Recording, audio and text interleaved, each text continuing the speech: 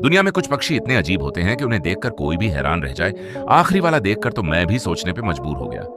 Number 1, greater Lophorina. ये पक्षी अपने अनोखे डांस से मादा को आकर्षित करता है। जब ये अपने पंख फैलाता है तो इसका रूप एक मुस्कुराते चेहरे जैसा दिखता है। Number 2, American Woodcock. इस पक्षी का चलने का तरीका इंटरनेट पर बहुत वायरल है। ये शरीर को आगे पीछे हिलाकर चलता है ताकि जमीन के नीचे छिपे कीड़े बाहर आ जाएं। नंबर 3, सुप्रब ब्लाइरेबल। ये पक्षी इंसानी बच्चे के रोने की आवाज तक की बिल्कुल हूबहू नकल कर सकता है। कई लोग इसकी आवाज सुनकर सच में डर जाते हैं। आप डरे कि नहीं, कमेंट में बताओ।